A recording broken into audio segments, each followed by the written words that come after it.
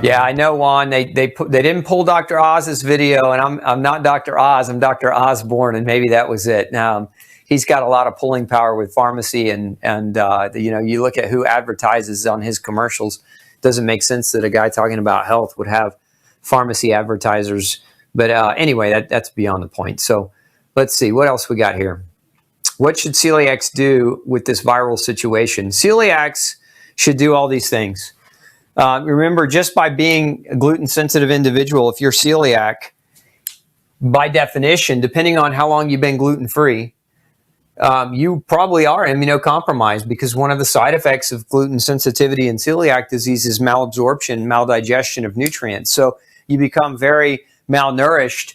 Being malnourished is one of the main things that causes the immune system to not function well. I mean, in all the research studies that have been done over the last 50 years, we know that one of the most important elements to your immune system is good nutrition. So if you're gluten sensitive, if you're just getting started, if you're new to this, you know, consider yourself part of the immunocompromised crowd and do all of these things. But you know, focus on, you know, should you be traveling right now, that kind of thing. Probably not a good idea. Avoiding public spaces, super hygiene right now. And to avoid any potential for catastrophe. Yeah, I saw that. Lars says the State Department's urging all Americans to stay off cruise ships. That's a great idea. Cruise ships are like a floating germ box. I heard somebody once call them floating toilets. That's just my opinion of them. I've been on a cruise, but I won't go back. They're just not a good idea right now, especially. Let's see here.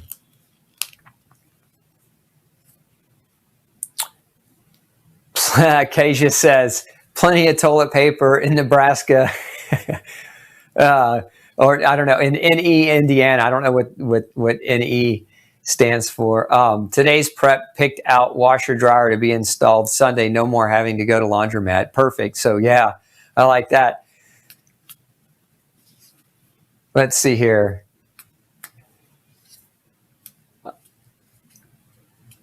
Yeah, so some people are buying up the masks. You know, I don't know how truly effective those masks are going to be. If the virus is as infectious as it's being claimed, it can penetrate through the mucus. But you know, if it stops the spray, then maybe it can reduce it to a certain degree. But I don't know that I'd spend. I saw on it was one of these websites that were trying to sell masks for like $30. You know, these little 8-cent masks. People are gouging and driving up the price on them.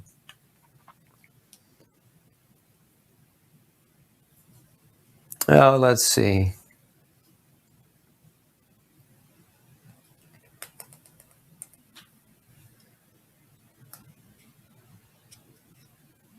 Is vitamin C okay if you have an autoimmune disorder? Greggs wants to know. Absolutely. Vitamin C is perfectly safe even with autoimmunity. You know, some people, you know, you hear about the myth that if you take an immune supporting supplement that it makes your autoimmune disease worse. In the case of vitamin C, that's absolutely not true. It's perfectly safe and perfectly fine.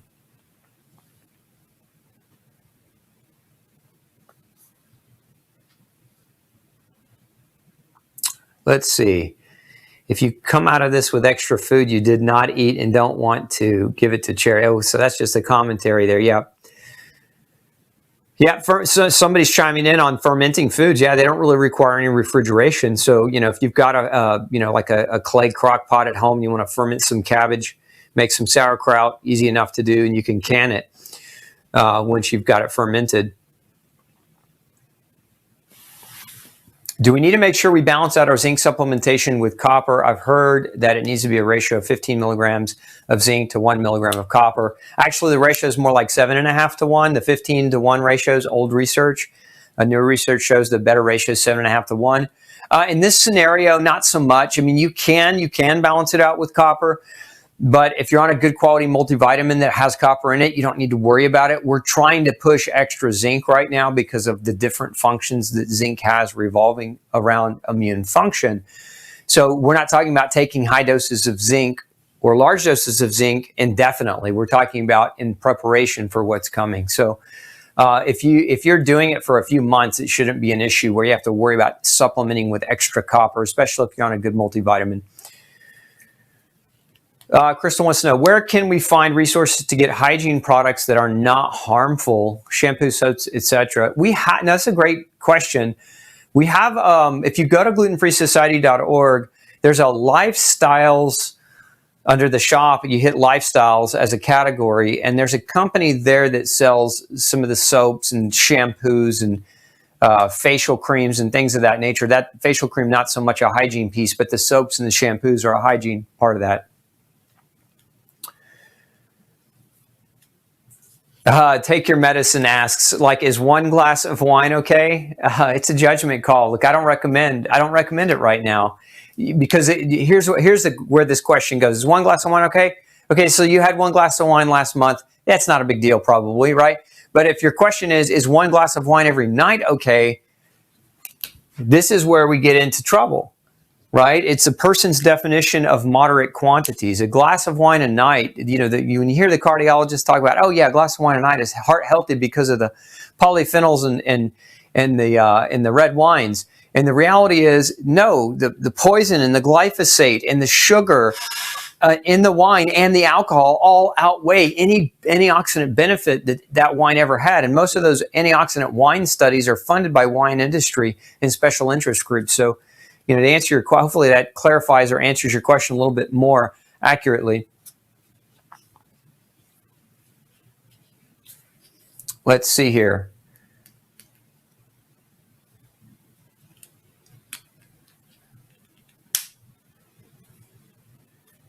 Yeah, so if some of you are asking about essential oils, a great resource for essential oils is my good friend Dr. Eric Z, Dr. Eric Zielinski, or oftentimes referred to as Dr. Z. He's got a lot of great information on using essential oils in the home, and certainly there are certain essential oils that can help with immune function. Some of my favorite are your citrus blends. I really like tangerine is a great oil, essential oil for immune boosting. But and you can certainly diffuse essential oils in your home as a hygiene measure, or as a measure to help kind of prevent the spread. But I wouldn't rely on it in and of itself by itself. Let's see here. Do N95 masks work? Barb wants to know. Yes, they do. I mean, they're better than nothing. Certainly, they're better than nothing. And if you're trying to protect yourself, I'd say if you're going to go out in major public space, it's not a bad idea. If you're doing some traveling, to try to protect yourself to a certain degree, it's better than no protection. And then the next part of that question is, do antibacterial wipes even work with viruses? Depends on what's in them. The wipes themselves, a lot of them do have a solution that is antiviral and antibacterial. So yes, they can work. What I was talking about not working all that well were that, like, the hand sanitizers, the ones that it's like the gel, and then there's no water involved. You just rub the gel in on your hands. They don't work too very well. We actually did a study on those where we cultured people after washing their hands with those, and we found lots of growth of bacteria and viruses. So not super effective, those, but the wipes, another matter. They actually have been shown to work. So yeah, wipe your cart down in the grocery store, or wear your own gloves. I've seen that, some people actually putting on some of their own gloves. I know that sounds kind of crazy right now, and you might feel like, gosh, this is really overboard. But again, I'm not talking about anything other than just trying to protect yourself with good hygiene and good practices. So part of it is your comfort level. If you're going to feel better wearing those gloves, and it's going to stress you out knowing that you're protecting yourself, then by all means wear them and don't care what other people think. Other people think weirdly of your diet. If you're following a gluten-free diet, they think weirdly of that. If you're exercising instead of not, they think weirdly of that. I mean, look at the name connotation that we've been given as a core group of people. Our tribe is generally referred to as health nuts, orthorexic health nuts, because we care about how we feel and about how our bodies are being taken care of. So don't so much worry about what other people think either. Yeah, less processed food's a good idea. Yeah, I like hearing that. Andromeda says, thanks to keto gluten-free, I'm off prescription meds, which is one less thing to worry about. So true. This is not a great time to go vegan and stop eating animals, Linda. I don't know why that comment's even in there. That's a ridiculous claim to make, to claim that everybody needs to go vegan. Now, I don't have a problem if somebody is vegan, but to say that this is a great time to go vegan as if it's going to somehow support your immune system. No, vegan diets are traditionally low in vitamin A. They're low in zinc. They're low in protein. This is a terrible time to consider going on a vegan diet, especially if you haven't been properly tested to assess whether or not being vegan is actually a good move for you or not. It's a terrible comment. What about vinegar and peroxide for cleaning? Yes, vinegar and peroxide both work good for cleaning. Nancy says, so you're saying allergy meds suppress the immune system? If so, what should one do? Yes, they do suppress the immune system, Nancy. There are natural alternatives to allergy medicine. Now, if you have life-threatening allergy where you get an anaphylactic shock over cedar, or you have really severe cedar fever or ragweed allergens or something like that, you have to weigh the pros and the cons. I mean, we are going into spring, but my experience with most people that have allergies is they really don't have as many allergies as they think they do. They have a lot of food problems and a lot of behavior problems that make their immune system so weak that they can't handle environmental allergens. So then on top of that, they take medicine that further suppresses their symptoms. But if you're eating well and doing well and you have some outdoor allergens that you're struggling with, one of the support products that I recommend is called HistAssist. And what it is it's a natural immune support. It has ingredients. Some of the ingredients are actually on this list. It has NAC in it. It has vitamin C in it. Has vitamin A in it. It has zinc in it. It has something called quercetin in it. And what those nutrients combined serve to do is they help to stabilize the membranes around mast cells, preventing aggressive release of histamine. So it doesn't suppress the immune system. It just strengthens and shores up and supports the cell membrane around your immune cells so they're not just breaking open at every exposure. Okay.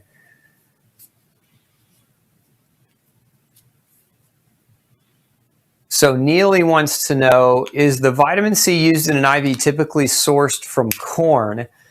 Thanks for the advice. Depends. So you can actually, there are doctors that specifically make sure that it is not sourced from corn. And that's, if you're looking into IV vitamin C, that would be a question I would ask if you're avoiding grain. Is liposomal glutathione more absorbable if ingested?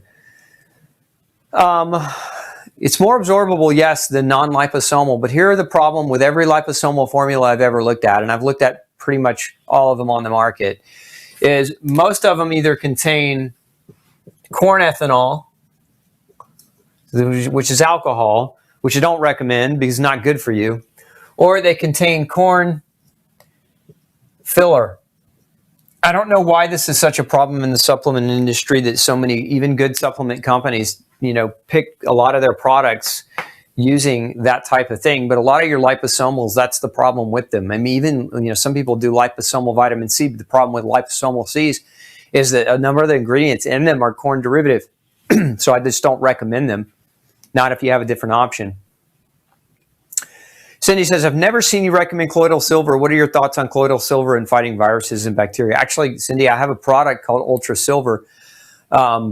So I like silver in terms of supporting immune function, but here's why. Let me clarify. Silver can be used as a medicinal for sure, no doubt about it, but it's not an essential mineral.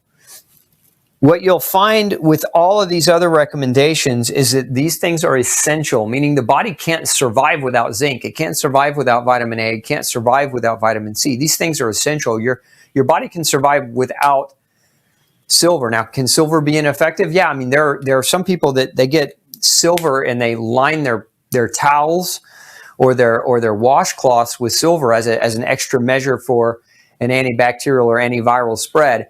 Some people use the silver gels or the silver sprays or the silver liquids, the silver nose sprays.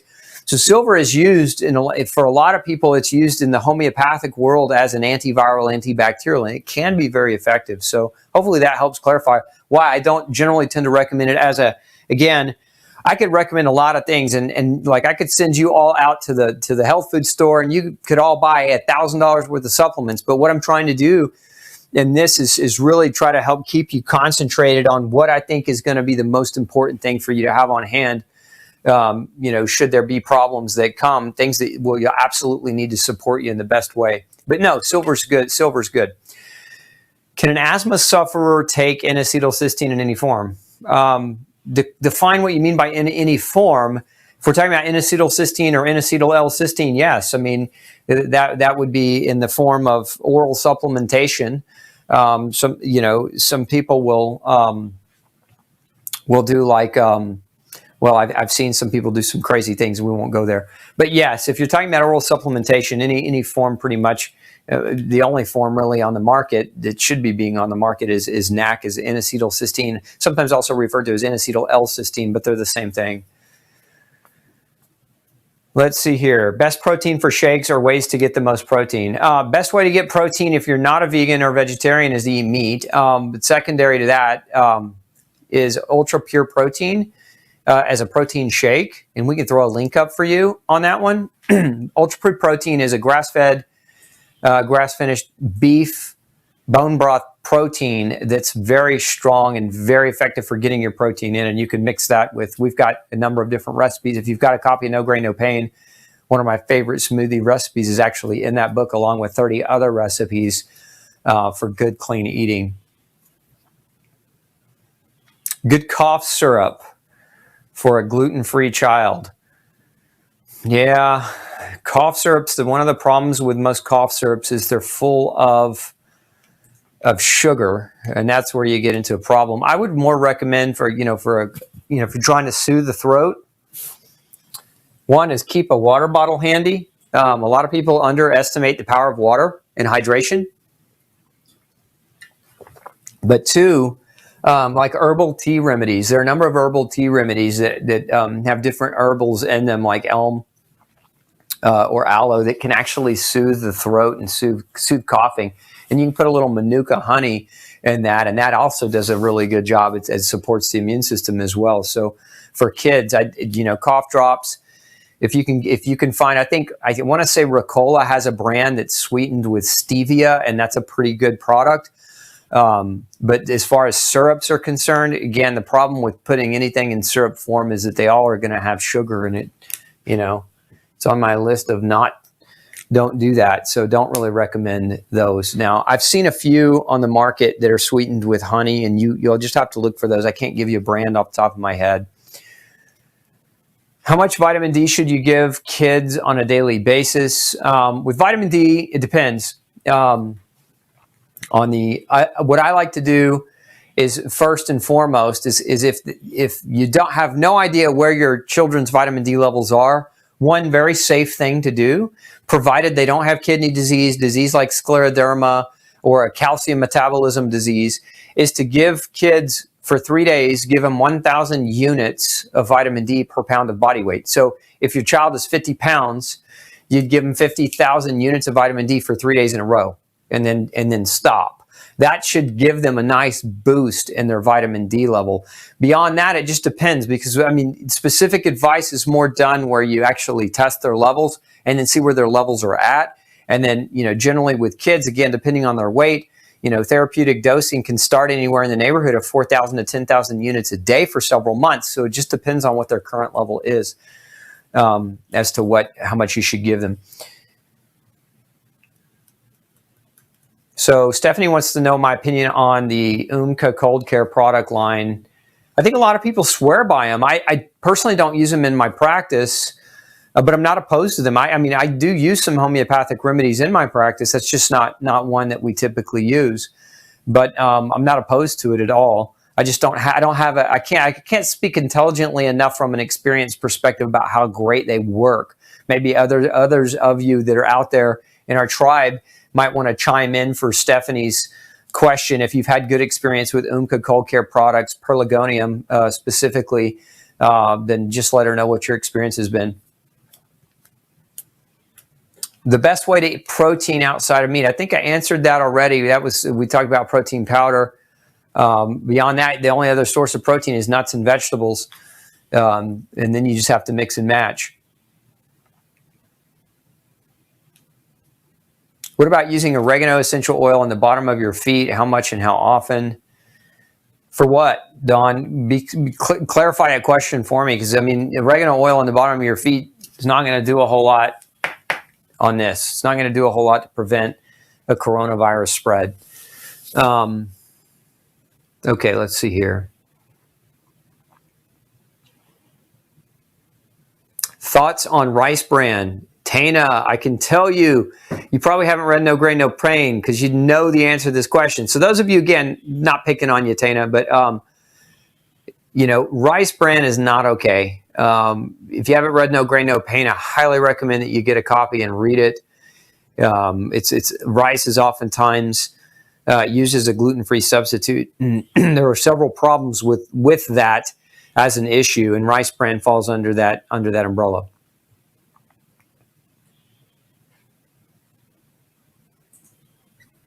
Stacy read that keto diet is not good to be on right now. It said that what she read said that high-fat, low-carb diets cause low immunity. That's just not true. That being said, look, what do I recommend? You know, a lot of you follow different diet plans, but what do we really want in terms of balance in the diet? We want equality in our macronutrients, so carbs, fats, and proteins. I call it the rule of thirds. You know, generally speaking, you want to have an equal distribution of carbs, fats, and proteins. You know, in every walk of life in history, what do we see in nature? We always see that balance is what plays out. And so, you know, high carb diets made people diabetic and sick. High fat diets, there are problems with high fat diets depending on who you are. So, you know, some people go keto and lose a bunch of weight and then start to gravitate back toward this. But I recommend the rule of thirds. So if you're really trying to like tailor your diet to be more optimal in regards to balance, that's what I would recommend that you look toward. Is there a zinc? Diandra wants to know, is there a zinc that you can take without making you feel sick or nauseous? The big issue with zinc, it can do that. Zinc can be upsetting to the stomach, so you just have to make sure when you take your zinc, if you have like a tender stomach, eat a meal first. Take the zinc like before your last 2 bites of the meal. So eat the bulk of your meal, 70-80% of your food. Then take the zinc. Then take the last 2 bites, and that's going to go a long way to making that zinc not make you feel nauseous. Try that first, because there really aren't any forms of zinc, if you get the dose adequately, that are not going to create nausea, unless you're trying to take it on an empty stomach, of course. The other route you might take, Deandra, is a zinc lozenge. We have a zinc lozenge as well, if you want to check that out. It's a gluten-free version. You got to be careful with a lot of the lozenges because, again, they're sweetened with sugar, or what they're using in them are artificial corn flavoring agents or natural corn flavoring agents to make them taste good.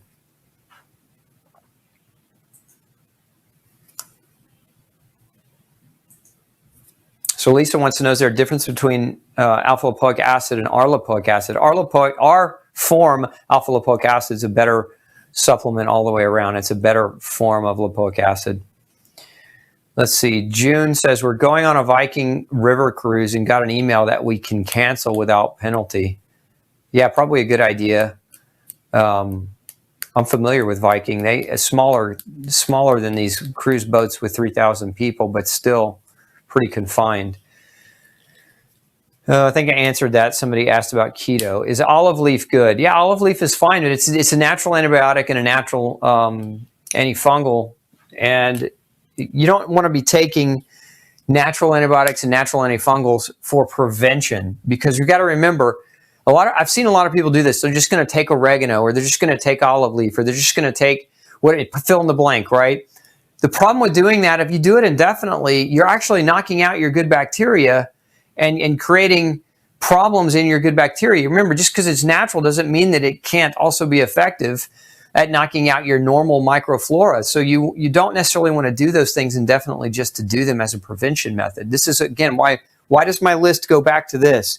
Why does it go back? It goes back to essential nutrients versus plant-based medicines, right, or non-essential nutrients. It's because your body can't survive without these things, and these things are notorious for helping your body combat if something like corona happens. So, You don't want to just be on oregano indefinitely or garlic indefinitely or any of these antimicrobials indefinitely. So Wanda says, what was the plastic bottle you just drank out of? She thought she was trying to catch me in something. It's not plastic, it's metal. It's stainless steel, made in Switzerland, not in China, because the Chinese products, you can't trust them. They tend to want to put lead in a lot of their stuff, and so I'm not trusting them. Let's see here.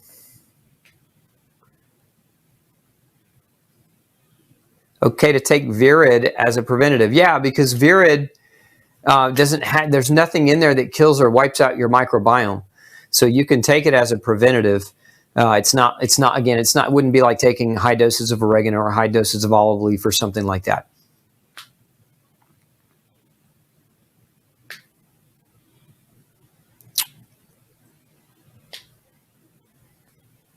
Let's see here. What brand of essential oils do I recommend? An organic version. So whatever you're buying, just make sure you're buying organically. Again, I mentioned Dr. Eric Z, Dr. Zelinsky, or Dr. Z earlier. He'd be a better person to ask that question to, because he's probably got several brands that he could recommend for different reasons. Just like I have different different brands that I can recommend for different reasons. But the key with any essential oil is that you're buying a pure form that is organic, that's not contaminated with pesticides and other junk. Angela wants to know, would sauna use be good? Would sauna use be good? Not if you're trying to fight a coronavirus. I mean, not particularly. I mean, a sauna is just generally good if you're doing a deep sweat, or if you have the need to detox, you can use a sauna to detox. But it's not something you necessarily need to go and buy, per se, to protect yourself from coronavirus. But saunas are great. Infrared saunas are great. What do I think about mammalian meat versus others? You mean like snake meat or chicken meat? I think they're all good. I think the meat in and of itself depends on the source of the animal more than the animal type. So like, is bison healthier than for example, sheep or goat? It depends on how the animal is taken care of. It depends on the stress level of the animal. It depends on what the animal was fed. Like these are all things that matter. You are what you eat eats, but you also are what you eat experiences in the life that they had. So you want to buy humanely raised products for sure as a higher level of an option. Let's see here. Yeah, so Judy says breathing in essential oil is not good for lungs. I don't know that I agree with that. I think it depends on what product essential oil you're buying. If it's got contamination products that you're breathing in directly into your lung, yeah, that might not be the best thing for your lung.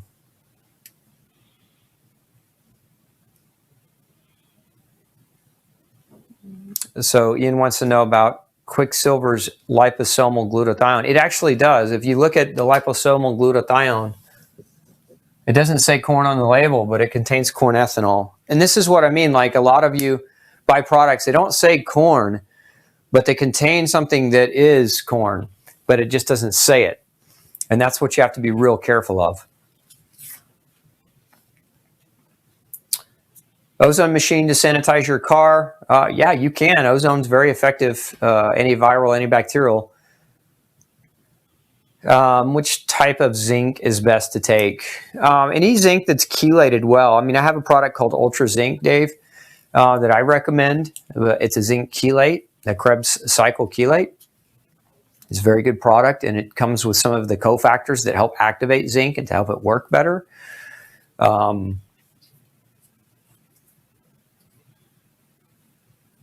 Let's see. No question there.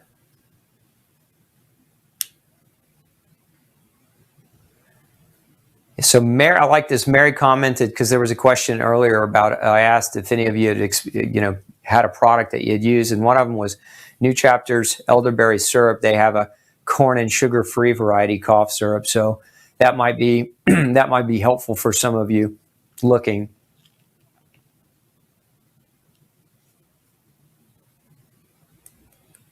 Yeah, royal jelly and propolis for sore throats can be effective.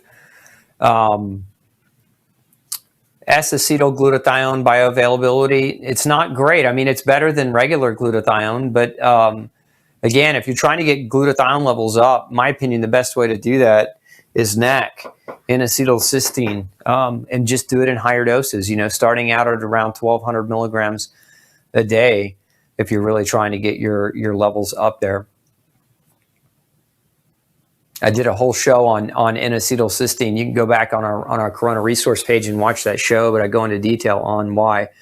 Let's see here.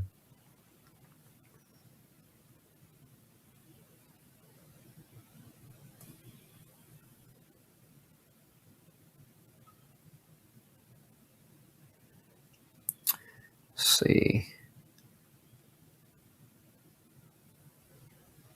Where can we find...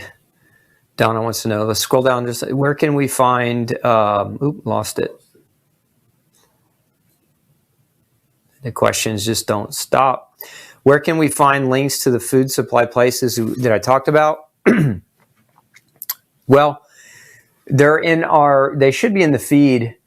So if you look at the links that my team posted in the feed, just go back and look through the feed, and those links are there. So the links we talked about tonight, I think, were mostly like grass-fed. We talked about dried foods and meats, canned goods, nuts. And I had several resources for those. Also have a resource for bone broth. So that's another thing that has good shelf life that you can stock up on. It's a really good nutrient-dense food if you tolerate bone broth well. Okay.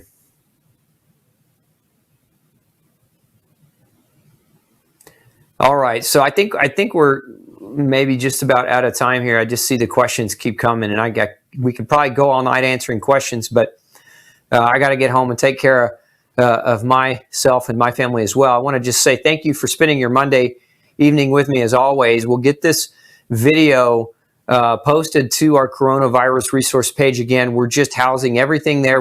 I've invested in some new technology that allows zero censorship coming in. So if you find that you type in Dr. Osborne coronavirus on YouTube or Facebook and nothing comes up, we'll post that link in the feed again for you on the page that we just bookmarked this page. And all things coronavirus, as this whole thing evolves, we're going to keep putting in updates and keep talking about pertinent, important things as it comes along. So just keep that page bookmarked, and you'll always be able to come back to it as a resource page without censorship. So wish you all an excellent week, and we'll see you same time next week, 6 p.m. Central Standard Time, for another episode of Pick Dr. Osborne's Brain. Take care. Hey, if you've got a functional medicine or health question that you'd like me to answer for you, make sure you send me an email, glutenology@gmail.com, and we'll do our best to create a video answer just for you. Have a great day.